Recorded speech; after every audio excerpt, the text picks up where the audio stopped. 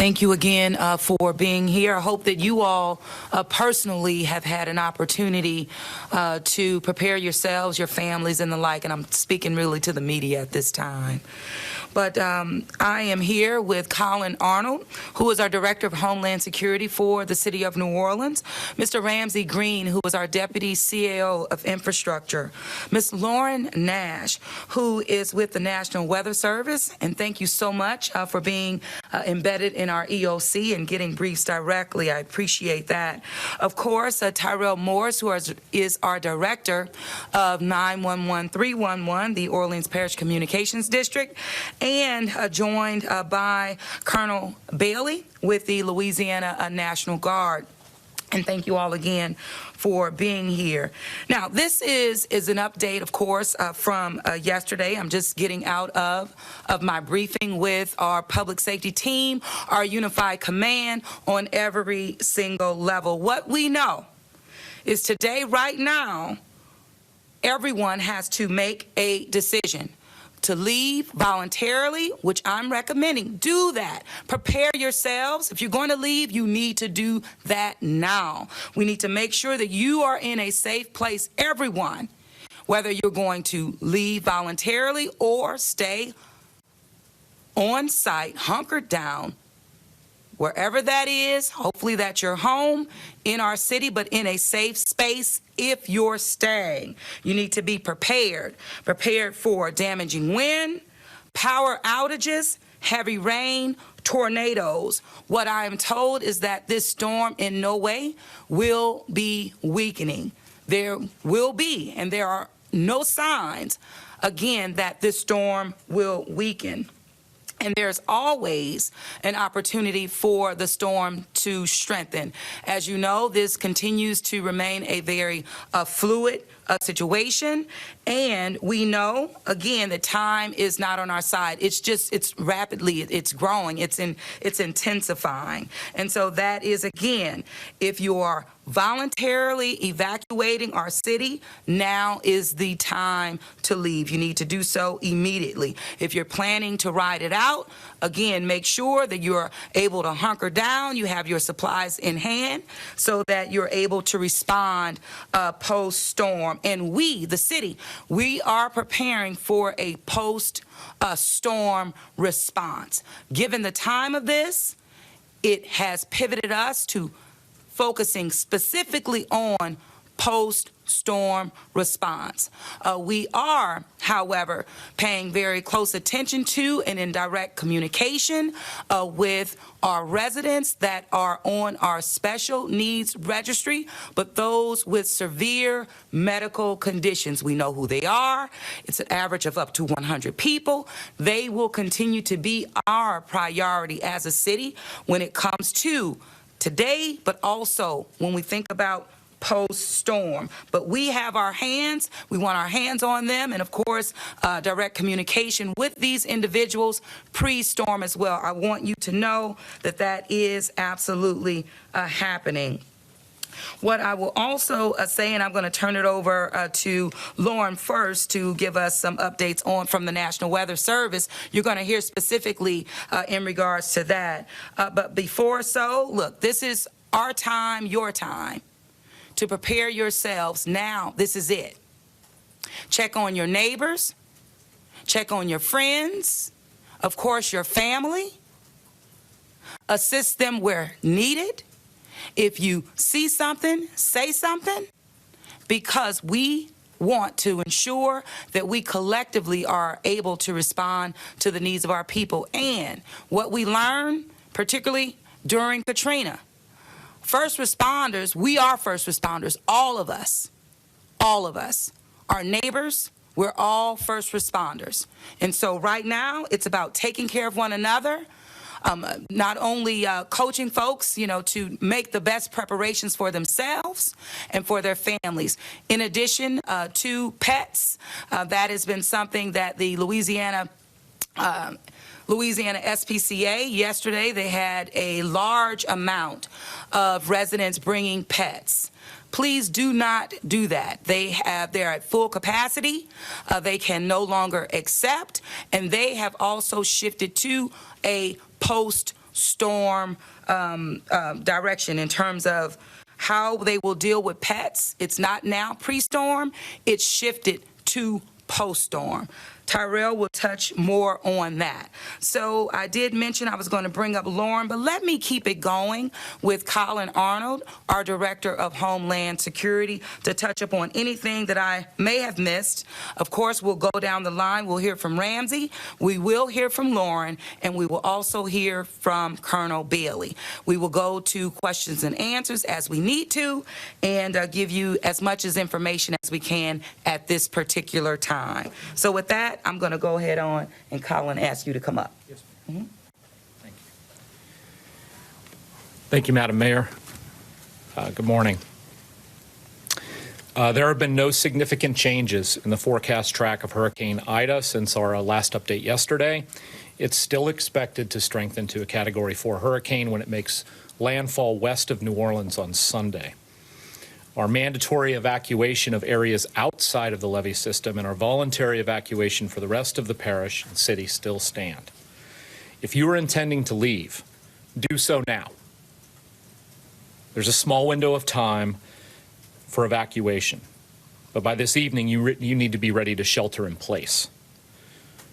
If you're leaving, plan for traffic delays, leave with a full tank of gas. You can use gasbuddy.com to track gas availability on the road. If you need to shelter outside the area, if you're evacuating and you don't have a place to go, text LA Shelter to 898-211 or call 211. If you plan to stay through this storm, be ready to shelter in place this evening by midnight. Finish gathering your supplies today, including water, non-perishable items, flashlight, battery-powered radio, and medication for at least 72 hours. Food and water for 72 hours, 3 days. We say the first 72 is on you. The first 3 days of this will be difficult for responders to get to you. You need to have your supplies prepared. Prepare your property by securing outdoor furniture, decor, and trash bins. Charge your electric devices. Lower the temperature of your refrigerator. And of course, today you can move vehicles to neutral grounds after 12 p.m.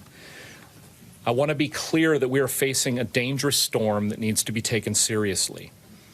Damaging winds of 74 to 110 miles an hour can cause downed trees, structure damage, and prolonged power outages.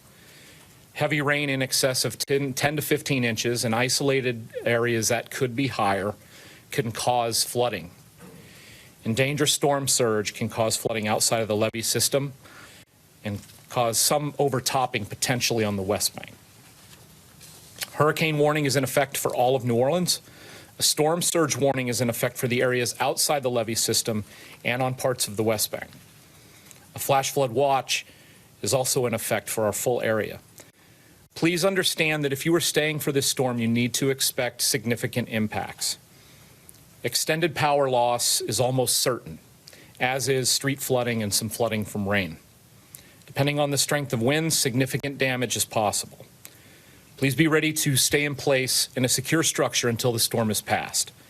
And please remember that emergency personnel will not be able to safely respond during the storm's impact. And again, I'm imploring you to take this storm seriously. Finish your preparations today. Be where you need to be, either on the road or in your home by midnight.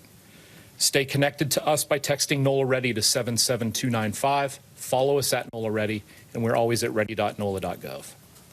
Thank you. Thank you, Colin. And I think we have Ramsey Green, our Deputy CAO of Infrastructure. Thank you.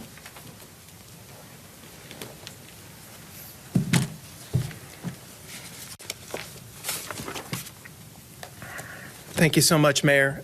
Thank you, Colin. I just want to speak very briefly about resilience. And I think about this a lot, given what tomorrow represents to this city, to our residents, and to this country as a whole. There are no more resilient people than in this city. And we've gone through this. We know how to do this. And our residents know how to be calm.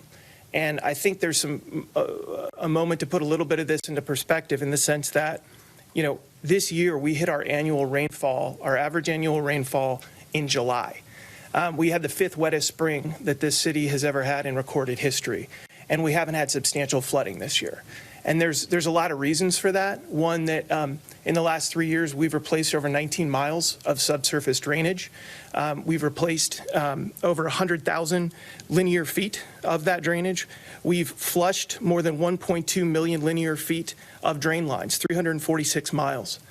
We have completed multiple green infrastructure projects, and right now, under construction, we have 44 miles of subsurface drain lines under construction.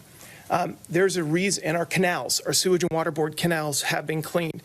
We've completed drain line point repairs, 2,500 linear feet. There's a real drive in improving our infrastructure just for moments like today and the next couple of days.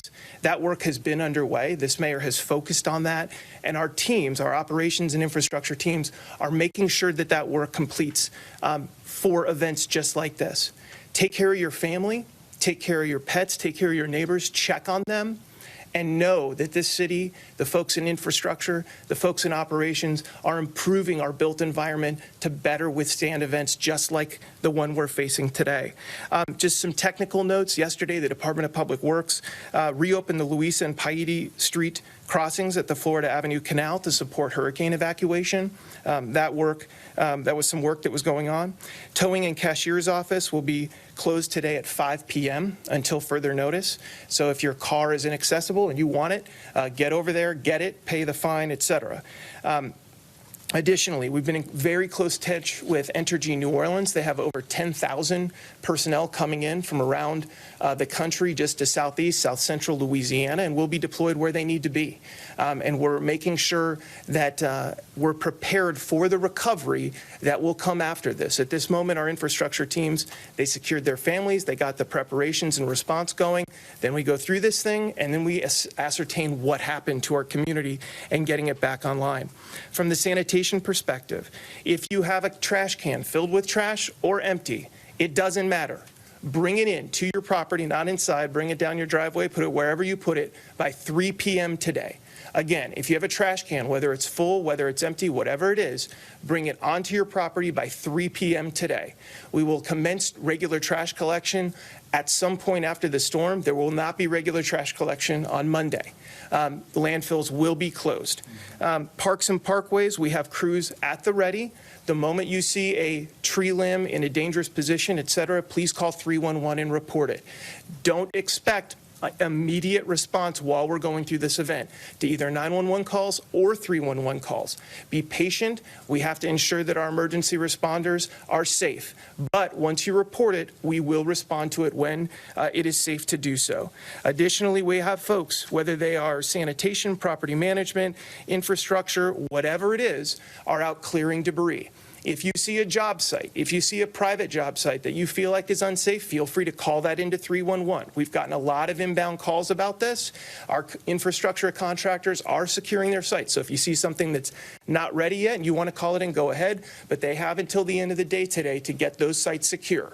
Outbound contacts to every permit holder in the city for any private construction site have gone out today reminding them, secure your site, tarp over any dumpsters, that kind of stuff. If you're a homeowner, just as Colin and the mayor said, secure your properties, do it. I'm doing it at my own house. Your job is to make sure your family and your property are safe so they do not adversely impact our larger community. As the mayor said, we are all first responders, so please focus on doing what you need to do for your family. It'll help our community, and we'll do the rest for the government. Thank you, Mayor. Thank you, Colin. Thank you so much. And now we're going to ask, Lauren, you want to come on? Thank you so much again. Hi, good morning, everybody. I really just want to reiterate a lot of the things that have already been said. Most importantly, preparations need to be complete today. Tomorrow, the winds will be too dangerous to be out on the roads, to be traveling, to finish any preparations. So we need to have that done today, whether you're leaving or whether you're staying. It's also important to remember that while we've had very minor changes in the forecast over the last day or two, there's still a lot of time for changes. There is still time for this track to shift east. There is time for this storm to get stronger. There is time that these impacts become worse than we think right now. As the mayor said, this is not going to be a storm that weakens before landfall. This storm is going to be strengthening now, and it is going to strengthen all the way to landfall. So we just want to make sure that nobody is sitting at home thinking that that might occur, that in some areas we may get lucky. This will continue to strengthen. Everything that's already been said in terms of wind, hurricane force sustained winds are possible. This could cause damage to your property. Flooding, 10 to 15 inches of rain, likely more at times, could cause flooding. We have storm surge issues outside the leveeing system. And then to top it all off, because of where we are in regards to that storm center, isolated tornadoes are also possible. So if you do get a tornado warning during the event, those will go to your cell phone. Please try to get interior as far as you can. We know with shotgun houses that's very difficult to do, but as close as you can get in and away from the windows. And that's also good for the peak wind as well. When you get into the peak wind, which will be Sunday afternoon and evening, stay away from windows, stay inside, stay as safe as you can. And that's really my final point. Just, it's going to be a dangerous storm. We're going to have impacts. We're going to have power outages. We'll likely see some flooding. Get your preparations done today and make a decision where you're going to do. Lauren, can you add the weather post-storm? Yes, thank you. I was going to add that. I appreciate it. Something to remember about the power outages. It is going to be very hot this week. We could see highs at 85 to 90 degrees and heat index values as high as 100 to 105 on some days. So if you're planning on staying and you don't have a generator, the power outages are going to be significant. And of course, generator safety. We lose people after storms to generator safety. Know how to use one safely. Check out NOLA Ready. They have so many good resources to help you out. But this is going to be a post-storm response as well, and we are going to have impacts after the storm. Thank you so much. Absolutely. All right. Director Morris? Thank you, Mayor. Hey, New Orleans. It's the moment, right? The mayor has told us what to do. We're recommending that you voluntarily evacuate the city, but if you cannot, I want to level set some expectations for individuals that are choosing to stay in our city. 911 is for life-threatening emergencies only. All right. For those that stay, you can expect to hold. Our call takers will go to level 2 staffing tonight at 7 p.m. But there's 22 seats in the center to answer calls, and we will answer them as quickly as possible. So those of you that are calling 911, I had a lot of calls yesterday to 911 asking questions. Where can I get sandbags? Where's the evacuation routes? Please, please, please do not dial 911 with those types of questions. If you need 311, you can call 311, of course, 24 hours a day. Visit our website at noaa.gov/311. You can also text 311 by texting hello to 311-YES. And a call taker or our system will answer the question just as if you had spoken to someone on the phone.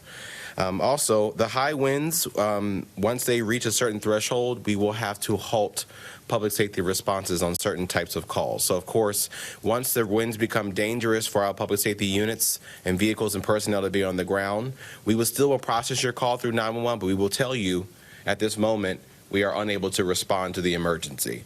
Of course, things are life-threatening. We try to get very creative. We look for moments of 10-minute time period where sustained winds drop below that level where we can quickly launch a team to manage the emergency as we reported. But we will be figuring this out as it goes along. So again, if you're going to stay in New Orleans, 911 is for life-threatening emergencies only. And when the winds are high, the response may be altered, delayed, or stopped. Finally, as the mayor mentioned, the SPCA has indicated that they have shifted to post-storm operations, so they are unable to take any surrendered pets. That also means if you call us for an animal-related complaint, if it's not life-threatening, then it will have to wait till post-storm operations. Of course, if there's an immediate threat to life safety, we will manage that accordingly. But I want to level set an expectation. If you call us about an abandoned dog, those types of calls may have to wait unless it's posing a threat to life safety. And finally, when the water does start to rain, we say this every time: turn around, don't drown. We have coordinated our technology partners to post some information on Streetwise, which you all know very well. You can see flooded streets there. You can see barricaded streets. You can now see road closures that are closed due to debris. So that information will be available live at streetwise.noaa.gov. That's all I have. Thank you, Mayor. Thank you. Thank you so much, Director Morris. And finally, we're going to hear from Colonel Bailey of Louisiana National Guard. Thank you, Colonel. Thank you, Madam Mayor.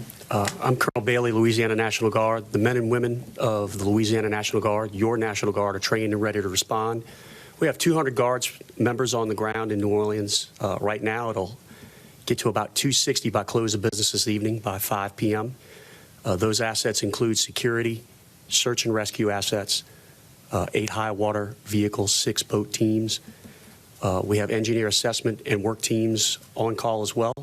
In the immediate post-storm, they'll go out and begin to clear up and free rights of way to allow emergency services to function. We also have air assets on call if necessary to perform search and rescue. We're ready, we're here, we're going to protect what matters. Thank you, Madam Mayor. Thank you so much, Colonel. All right. So thank you all again, and we'll turn now to questions. Ms. Allison. Yes, ma'am. Madam Mayor, we've heard about the preparations, but what still concerns you in the face of what could be a devastating storm? So what concerns me? One is just the overall safety of our residents, those who are making preparations and have already started to leave the city, making sure that they get to their destination safely, that they render patience and real care and concern to those that are providing them the service at the time. I think this has reminded us again, even as we've gone through the impacts of COVID, is that our people on the front line are those that we just depend on to go. If you're going to the grocery, if you're going to the gas station, you know, it's demonstrating how we really do need one another. So I care about those who are providing that service. I care about their ability to take care of their families as they provide that service. And of course, residents who are moving, you know, evacuating. If I could follow up, we all know that there is an aged infrastructure system. Are you going to try to temper expectations if we get heavy rain? Well, I think that that's something that we've been doing for the past 3.5 years now under my administration, focusing heavily on infrastructure, and that's one of the reasons it's been such a top priority, giving the inadequate infrastructure that we've had to live with for generations. But when Ramsey went down the list of the impacts and the infrastructure improvements that we have made in a very short period of time, but at the same time being able to see the positive impacts of those improvements. So we see the work working to our benefit, but at the same time, we understand there's a lot more that needs to get done. But when I think about where we are now and faced with a hurricane coming, I am very confident in our levee protection system. That is something that we really didn't have 16 years ago that we do have now. Anything to add on that, Ramsey? Colin? I'll add one thing Okay. there. Sabrina, I think it's a great question. You know, this is a different city than it was August 28th, 2005, in terms of infrastructure and safety. The HISDR system, which is the levee system, is an unprecedentedly powerful protection for this city. We have 3 lines of defense in this city: our coast, our wetlands, our levee system, and then our pumps, power, and the subsurface gray and green infrastructure that goes into that. And we are coordinated. You know, we're very frank. We're showing where our weaknesses are and where our vulnerabilities are. But I think when folks think and they look at their own personal decisions, I think they should be comfortable knowing that this is a very different protected city than it was 16 years ago, including great progress, that has been completed in the last 3.5 years. I mean, next hurricane season will be even more durable, with a more durable power array, delivering more durable power to the sewage and water board system. So I think from that perspective, we need to be comfortable, and we need to know that we'll be in a much better place than we were 16 years ago. That said, if we have 10 to 20 inches of rain over an abbreviated period of time, we will see flooding. We don't know at this moment. We see 15 to 20 inches over 48 hours or less. and we can handle it depending on the event. Thanks, Mayor. David Hammer, Channel 4. I have a few specific issues I wanted to check on. One is on the point that Ramsey was just making. If you could explain a little bit more about the potential for overtopping of the levees on the West Bank and why that is a potential where it isn't on the East Bank. And then two other specific things. Homeless encampments under the bridges and in Duncan Plaza, there's a lot of tents and stuff that seem like they could be catch sale or what, create a sale. And then the industrial canal barges, we've seen issues with that a while back, but wanted to know if that's been assured that they will get secured and moored properly. Sure. What I'll do on the front end of that, David, I'll just touch on the homelessness encampments and the like. We have been in constant collaboration and cooperation with our homeless partners, Unity being one of them as our lead in the state of Louisiana.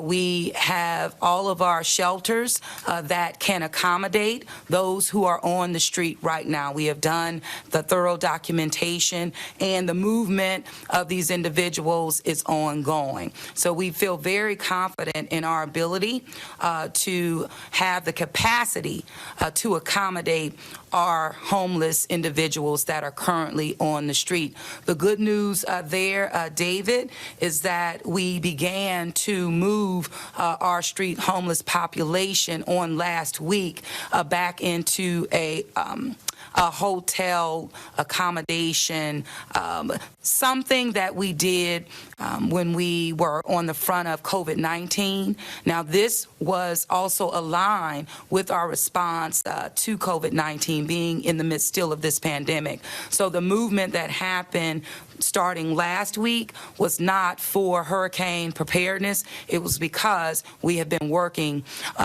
diligently to accommodate our residents that we know we still have on the street. However, because of the storm coming our way, we are accelerating those efforts with our shelters that we have in our city and our homeless providers that are connected with our regional partners, if that makes sense. What I will do now, I know you asked about the levees, particularly on the West Bank. I know we had the Corps, U.S. Army Corps of Engineers with us on yesterday speaking to this. We talked about that, and so we'll provide you with additional information. It's pretty much the same. Let me help on that. Yeah.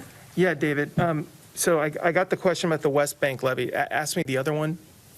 Industrial canal. The industrial canal barges. You got that? Okay, thanks, Colin. Corps came out last night, just to rehash. We came out with the Corps last night, and there was a discussion that there could be potential overtopping on West Bank levees. Why? At 4 p.m. yesterday, when NWS came out with their updated weather report, they're reporting essentially 10 to 15 inches of a coastal surge. That's a increase from whatever it was, the noon report. The levees on the West Bank, not the Mississippi River, the coastal levees are 10 to 12 feet.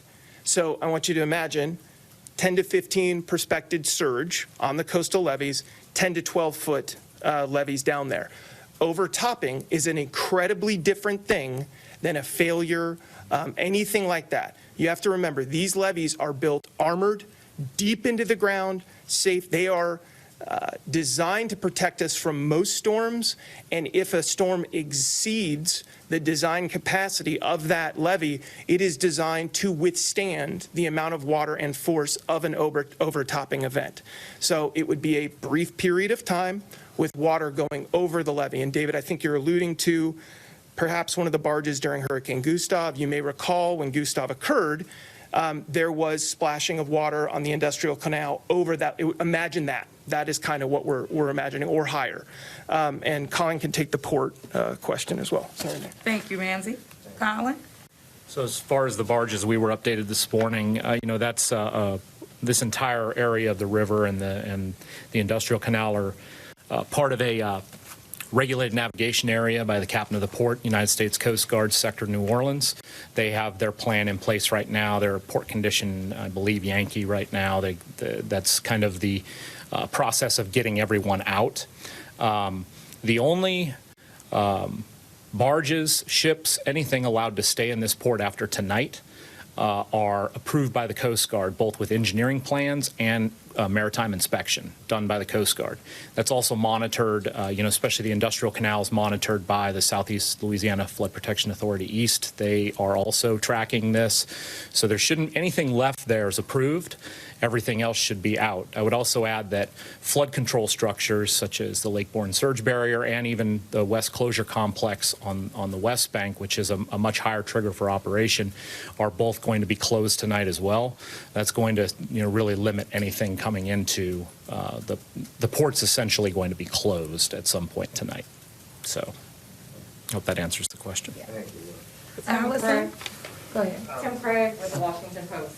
Hi, Mayor. You talked about this now being a post-storm focus, on post-storm. What about during the storm for people who may need either assistance or shelter? Are there any temporary shelters being open in the city for people who may encounter difficulties? And related to that, you called for a voluntary evacuation. Could you clarify, if you had known a couple of days ago that this was going to be a Category 3 or 4 storm, would you have been inclined to order a full mandatory evacuation and activate your full plan to get vulnerable people out of the city? Sure. So the bottom line is that we never had the time. It was never on our side. So based on that 72-hour mark, we didn't have it. And so when we do not have it, we don't have the adequate time to provide or move forward with our citywide evacuation plan.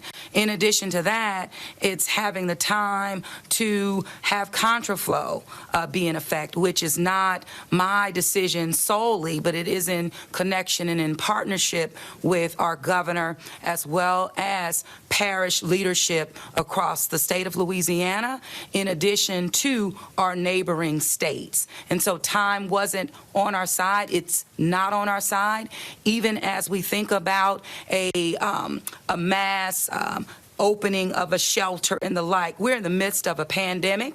Our assets have been compromised in terms of meeting the needs. Our hospitals are at capacity as well. So the best thing that our people can do is to evacuate, and they need to be in their place that they're evacuating to by midnight tonight. That also includes shelters that the state has in place and the capacity in place to receive our residents who may need a place to shelter in the event that is a need for them. But as it relates to those remaining in our city, it is making sure that they have the necessary resources to shelter in place. That is what we're saying. This is not new for us. We've been here before, multiple times during last season, because the time wasn't on our side then as well. We will address these time issues with FEMA, and with our state and local leaders, but now we know time isn't on our side. We need to, one, shelter in place. We need to pivot. We are pivoting to a post-storm response so that we're able to meet the needs of our people in real time once this storm passes. That will be the best thing that we can do in response to the needs of our people.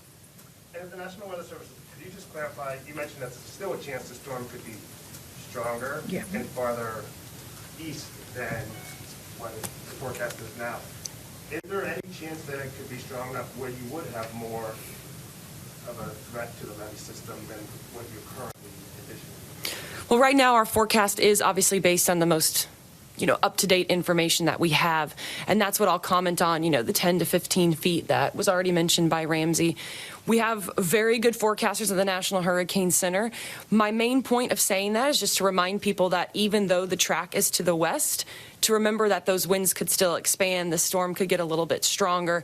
With the current forecast, the storm would have to get extremely strong to make a huge change in the storm surge forecast. So we're pretty confident in those numbers. I think for me, that comment was more about the wind radius and what kind of wind we would experience here in the city. Lauren, could you just say your name? If I didn't get it. It's Lauren Nash, LAURENNASH. Thank you. Our next question, Jessica Williams with the Times-Picayune. Madam Mayor, I was wondering if you could detail the post-storm response. I know y'all talked a little bit about it yesterday, but can you tell us whether there's going to be an opportunity for people to get bused to certain areas, to the shelters that you talked about? If there's going to be food or provisions for them, where they're going? Could you talk a little bit about that? Well, of course, as we learn more, we will do more. But in reference to some of the preliminary post-storm responses are the buses that I spoke about on yesterday, buses that have been made available through the state's contract and the promise of the governor that those buses and their coach buses will be staged appropriately, both in somewhere in the city as well as far as Lake Charles. We are requesting an additional set of coaches, I believe an additional 50, but that number may vary, but we're making those requests on today. And again, once we're able to thoroughly assess, we'll be able to define even more with the details about what our full response looks like. Of course, in terms of being able to shelter our folks post-storm, that is the convention center, is a place that we are working on now with the Louisiana National Guard in coordination with the state of Louisiana. That, again, is about post-storm, not pre-storm. No one should show up at the convention center right now. However, I'm sharing the information, again, because you asked me, Jessica, but I do not want I don't want people to think that they can show up at the convention center right now. So if you can and work with me to make sure that people are get the accurate information. But that is a place where we will be able to accept our people. I do have additional locations that have been scouted out, that have been pre-approved. But again, I don't want to get people misled right now. Right now, it's about getting to a safe place, being prepared, making sure by midnight tonight you are there. If you are voluntary evacuating, you need to be on that road or almost about to get on that road. That's what I want people to focus on right now. Should you have more FEMA response? Where's FEMA here now yet? Should they have things Yes, already? FEMA's always, yes. FEMA is constantly embedded in our unified command structure when we're dealing with any form of disaster. The communications have been consistent and they have been thorough. But as FEMA said, no one should be looking for FEMA immediately, meaning post-storm. The 72 hours, as Colin mentioned earlier, that will be on our residents as it relates to that type of relief from FEMA. It's very important not to get our people confused about these things. Anything you need to get me straight on? Come on.